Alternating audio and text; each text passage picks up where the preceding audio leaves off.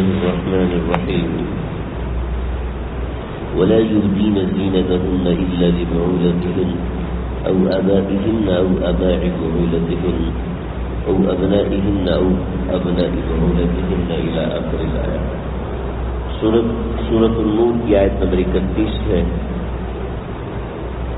آیت نمبر 31 کا یہ چوتھا حصہ ہے جس کے اندر پردے کے احکامات اللہ رب العزت نے بیان فرمایا. اور یہ بیان فرمایا کہ یہ 8 اور 4 یہ 12 افراد ہیں، ان سے پردہ نہیں ہے. اس کے علاوہ ہر مرد سے عورت کا پردہ ہے، یعنی عورت کو نہ اس پہ نظر ڈالنی ہے اور نہ ہی اس سے بات کرنی ہے، نہ اس کو دیکھنے کی اجازت ہے، نہ اس سے بات کرنے کی اجازت ہے، نہ اس کے ساتھ تنہا رہنے کی اجازت ہے، نہ کوئی دوسرا مرد اس کے بال دیکھ سکتا ہے اور نہ اس کے جسم کا کوئی اور حصہ دیکھ سکتا ہے. تو یہ 12 حضرات ہیں، یہ 12 افراد ہیں، ان سے پردہ نہیں ہے. اس کے علاوہ بقیہ تمام سے پردہ ہے. ترجمہ کر چکا ہوں، اب ایک ایک فرد کو الگ ذکر کر رہے ہیں. وَلَا يُبْدِينَ زِينَتَهُنَّ إِلَّا لِبُعُولَتِهِنَّ، اپنی زینت کو ظاہر نہ کریں، مطلب یہ کہ پردہ کریں. إِلَّا لِبُعُولَتِهِنَّ، ہاں شوہر سے پردہ نہیں ہے. أَوْ آبَائِهِنَّ، شوہر کے أَوْ آبَائِهِنَّ، اپنے والد سے پردہ نہیں ہے. 2 ہو گئے. أَوْ آبَاءِ بُعُولَتِهِنَّ، اپنے سسر سے پردہ نہیں ہے. أَوْ أَبْنَائِهِنَّ، یا اپنے بیٹوں سے پردہ نہیں ہے. أَوْ أَبْنَاءِ بُعُولَتِهِنَّ، اپنے شوہر کے بیٹے سے پردہ نہیں ہے. شوہر کے بیٹے سے پردہ نہیں، شوہر کا بیٹا تو میرا بیٹا ہے. مطلب اس کا یہ ہے کہ زید نے پہلے شادی کی تھی، اس کا بیٹا پیدا ہوا، اب اس نے اس عورت کو طلاق دے دی اور پھر اس عورت سے شادی کری، تو اس عورت سے اس کے بیٹے کا پردہ نہیں ہوگا. اس لیے کہ شوہر کا بیٹا یعنی سوتیلا بیٹا سوتیلی بیٹی، اس سے پردہ نہیں ہوگا. تو او ابناء بعولتهن، شوہروں کے بیٹا یعنی سوتیلا بیٹا، اس سے پردہ نہیں ہے. او اخوانهن، اور عورتیں اپنے بھائی سے پردہ نہیں کریں گی. او بنی اخوانهن، بھائی کے بیٹے یعنی کہ بھتیجے سے پردہ نہیں ہے، یعنی پھوپھی سے پردہ نہیں ہوگا. او بنی اخواتهن، یعنی اپنے بھانجے سے، بہن کا بیٹا ہے، اس سے پردہ نہیں ہوگا. او نسائهن، اور ان کی بیویوں سے پردہ نہیں ہوگا، یعنی بیٹے کی بیوی یعنی بہو سے پردہ نہیں ہے، مرد کا اپنی بہو سے پردہ نہیں ہے. اسی طریقے سے تمام احکامات ہیں. تو یہ 8 قسم کے لوگ اللہ رب العزت نے بنیادی طور پر ذکر کر دیے. ان 8 کے علاوہ عورت کا تمام مردوں سے پردہ ہے. بلکہ 4 کیسز ایکسپشنل ہیں، وہ الگ ہیں. وہ کیا ہے؟ وہ یہ ہے او ما ملکت ایمانہن، یہ حکم کو ختم ہو گیا کہ غلاموں سے پردہ نہیں ہوتا، تو غلاموں سے پردہ ہونے کا معاملہ ختم ہو. آگے او التابعین غیر اولی الارباء، ایسے پاگل یا ایسے مجنون قسم کے لوگ کہ جن کو مرد اور عورت کا فرق پتہ نہیں ہوتا، ان سے بھی عورت کا پردہ نہیں ہے، یعنی اس سے پردہ نہیں ہوا تو کوئی حرج کی بات نہیں. لیکن ایسے لوگ جو مختلف قسم کے ہوتے ہیں، جیسے کبھی اس کو دورہ پڑتا ہے، جیسے ہم ڈپریشن کے بہت سے مریضوں کو، ایپیلیپسی کا مرض جو ہے یہ ایسا ہوتا ہے کہ کبھی کبھی اس میں دورہ پڑ جاتا ہے، ورنہ عام حالات میں بالکل نارمل روٹین کا انسان ہوتا ہے، لیکن اچانک سے دورہ پڑتا ہے. تو ایسے ہی بعض لوگ ایسے ہوتے جس کو جنون ہوتا ہے، تو کبھی کبھی جنون کے مزاج میں ہوتے ہیں. ایسے کئی بوڑھے حضرات ہوتے ہیں کہ جن کو مزاج میں ڈپریشن اتنا زیادہ آ چکا ہوتا ہے تو ان کے چند دن ایسے بہت ہی ڈپریسو کنڈیشن میں گزرتے ہیں اور چند دن بالکل وہ ایک نارمل انسان ہوتے ہیں. تو ایسے لوگوں کی بات نہیں ہو رہی. ایسے لوگ جو کہ بالکل پاگل ہیں، جن کو مرد اور عورت کے فرق کا پتہ نہیں ہوتا، ایسے لوگوں سے پردہ نہیں ہے. اب یا بچوں سے پردہ نہیں. کون سے بچے؟ ایسے بچے جو کہ بالغ نہیں ہوئے، یہ نہیں ہو رہا، یاد رکھے گا. عام طور پہ ہمارے یہاں غلط فہمی ہے کہ نابالغ بچے سے پردہ نہیں ہے، نابالغ بچی سے پردہ ہے، یہ بات نہیں ہے، بلکہ اللہ رب العزت نے اب الطفل الذی لم یظہروا علی عورات النساء، یعنی وہ بچے جو مرد اور عورت کے فرق کو پہچان نہیں پاتے، ان بچوں سے پردہ نہیں ہے۔ ورنہ آج تقریباً 11-12 سال کے تمام بچے عورت مرد کے فرق کو نہ صرف پہچانتے ہیں بلکہ کثرت سے دیکھنے میں آتا ہے کہ ایسے بچے جان بوجھ کے خواتین میں گھستے ہیں اور جان بوجھ کے خواتین کی محفلوں میں بیٹھ کے وہاں پر ان کے نفس کو کچھ خاص قسم کی لذت محسوس ہوتی ہے، ان کو عورتوں سے اٹریکشن ہوتی ہے، عورتوں کے پاس بیٹھنے کا دل کرتا ہے۔ شہوت کی بات نہیں کر رہا، ویسے ان کو اٹریکشن ہوتی ہے۔ یہ اٹریکشن ہونے کا معنی یہ ہے کہ اس بچے کو مرد اور عورت کے فرق کا پتہ چل رہا ہے۔ چنانچہ اب الطفل الذین لم یظہروا علی عورات النساء، جو مرد اور عورت کے فرق کو نہ پہچانے، ایسے بچے سے پردہ ہے۔ اب بچہ 8 سال کا ہو سکتا ہے، 9 سال کا ہو، آج کے زمانے میں میکسیمم 10 سال کا بچہ یا 10 سال کی بچی ایسے ہوتی ہے۔ ورنہ جس ملک میں زینب جیسے کیسز ہوتے ہوں اس ملک میں تو اور بھی زیادہ احتیاط کرنی چاہیے۔ اور صرف ہمارا ملک تو بہت اچھا ہے، بہت اچھا ہے، کروڑوں درجے اچھے ہیں دوسرے ملکوں میں۔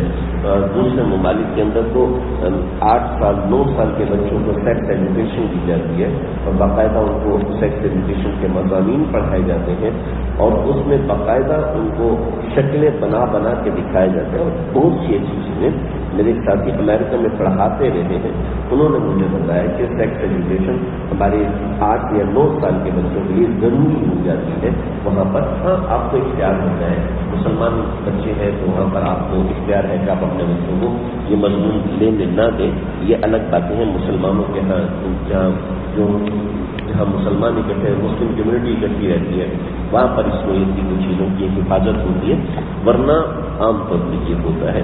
لہذا آج کل اس چیز کی بڑی ضرورت ہے جو یہ چیز اللہ رب العزت نے ذکر فرمائی، اب الطفل الذین لم یظہروا علی عورات النساء۔ یہ 4 قسم کے لوگ ہو گئے، ایک پاگل، ایک بچہ، اور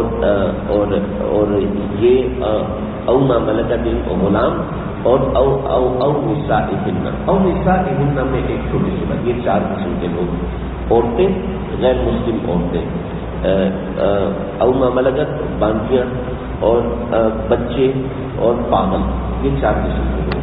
ان 4 قسم کے لوگوں میں عورتیں بھی ایسے ہیں جن سے پردہ نہیں ہے۔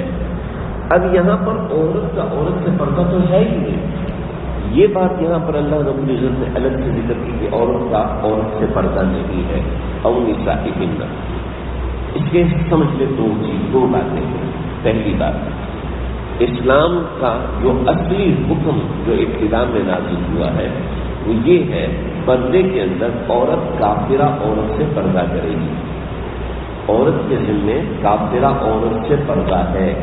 یہ آیت بتا رہی ہے کہ عورت کا مسلمان عورت سے پردہ نہیں ہے، لیکن مطلب یہ ہے کہ جو عورت مسلمان نہیں ہے اس سے پردہ ہے، فاسقہ عورت سے پردہ ہے، کافرہ عورت سے پردہ ہے، عیسائی عورت سے پردہ ہے، یہ اصل حکم ہے۔ لیکن حضرت شیخ الاسلام مفتی تقی عثمانی صاحب رحمۃ اللہ علیہ صرف حضرت کی بات بڑی ہے بلکہ دیگر حضرات نے بھی لکھا ہے، اس میں یہ نہیں کہہ رہا کہ حضرت مفتی تقی عثمانی صاحب نے اکیلے نے یہ بات کی۔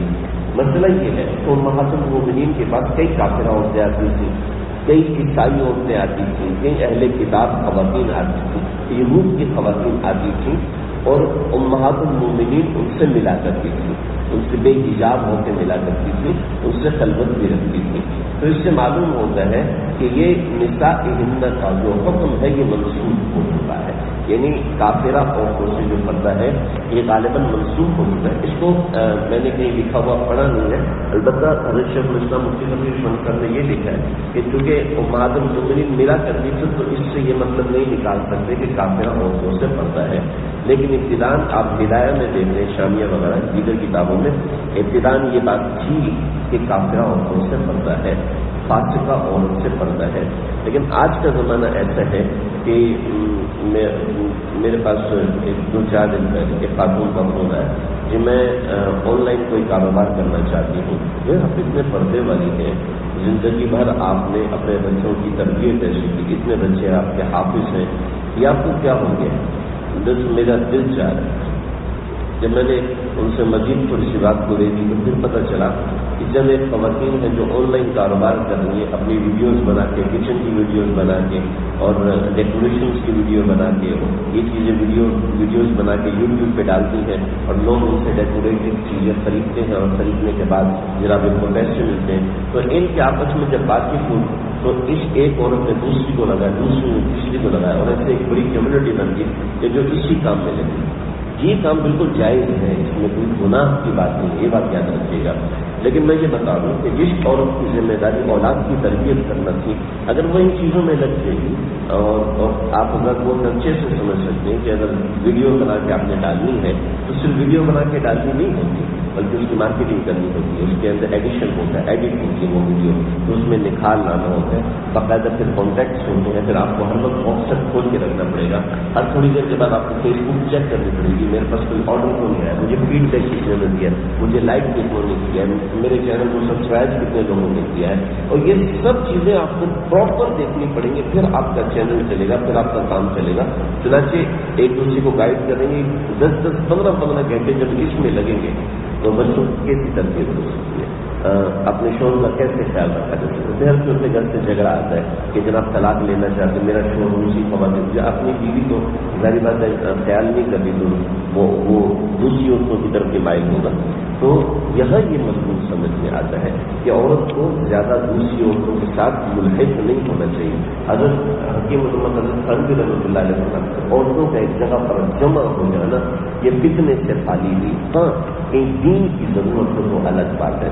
حضرت مفتی رشید احمد صاحب اعظم پاکستان فرماتے تھے کہ دین کے لیے بھی عورتوں کو ایک جگہ پر جمع نہ کرو، چنانچہ حضرت مفتی رشید صاحب کا تفرد ہے، تمام پوری امت کا اس بات پہ اتفاق ہے کہ خواتین کو دین کے ایک جگہ پہ جمع کرنا چاہیے، تبلیغی جماعت میں جمع کرتے ہیں اور اسی طریقے سے مدرسے میں جمع کرتے ہیں، لیکن حضرت مفتی رشید صاحب فرمایا کرتے تھے کہ میرا تجربہ ہے اس کے لیے بھی جمع نہ کرو، اس میں خیر ہوتی ہے، لیکن خواتین یہاں پر بھی شر پیدا کر لیتی ہیں کہ ایک دوسرے کے لیے سوٹ دیکھتی ہیں، ایک دوسرے کے کپڑے دیکھتی ہیں، ایک دوسرے کی مہندی دیکھتی ہیں، نیل پالش دیکھتی ہیں، وغیرہ وغیرہ، وہ سب چیزیں دیکھتی ہیں۔ ہماری عورتوں کو دین کی بنیادی چیزیں پتہ نہیں ہوتی، یہ سب چیزوں میں سب ماخذ ہوتی ہیں، سب آگے ہوتی ہیں، اور پھر کہتی ہیں کہ دین جو ہے وہ خواتین کی تعلیم کو دین خواتین کی تعلیم کو کرنے کا مردوں سے زیادہ حکم دیتا ہے کہ عورت اگر پڑھی لکھی ہوگی تو اپنے بچوں کو صحیح پڑھائے گا، لیکن ہم پڑھی لکھی کو سمجھتے اس کو انگریزی بولی آتی ہے، ہم پڑھی لکھی کو سمجھتے کہ مکمل ہونی چاہیے۔ پڑھنے لکھنے کا کانسیپٹ اور ہے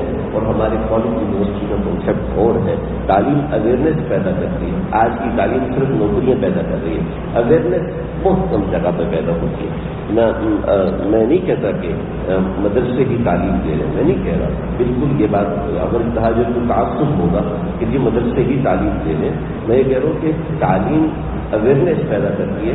اب چاہے مدرسے میں رہ کے حاصل کی جائے، چاہے کالج میں رہ کے حاصل کی جائے، چاہے یونیورسٹی میں رہ کے حاصل کی جائے، اگر یونیورسٹی میں رہ کے انسان میں تمیز آ گئی، اخلاق آ گیا، بات اچھے کرنے کا طریقہ آ گیا، سلیقہ آ گیا، دوسرے کو ڈیل کرنے کا طریقہ آ گیا، تو یہ بھی تعلیم ہے۔ اور اب آگے وہ تعلیم کسی بھی عنوان سے دیکھیں جی، زمین اور آسمان کا کانٹیکٹ 610 برس کے بعد، جیسے عیسیٰ کے بعد جب وحی نازل ہوئی ہے 610 سال گزرے ہیں، اور پہلا لفظ جو نازل ہوا ہے وہ اقرا نازل ہوا، اقرا بسم ربک الذی خلق۔ ہمارے مکہ مکرمہ کے اندر جو 100% ان پڑھ لوگ تھے، لیکن جب آپ صلی اللہ علیہ وسلم تشریف لائے تو پڑھائی کا ریشو بڑھنا شروع ہوا، اشعریہ قبیلہ ایسا پیدا ہوا جو لوگوں کو تعلیم دیتا تھا، لکھنا پڑھنا سکھاتا تھا، ایسے بے شمار چیزیں۔ تو یہ بات وہاں سے نکلتی ہے۔ اس کے بعد اگلی چیز ہے ولا یضربن بارجلہن لیعلم ما یبدین من زینتہن، اس کے اندر ایک چھٹا حکم ہے، انشاءاللہ میں اس پر ذکر کروں گا۔ اللہ سے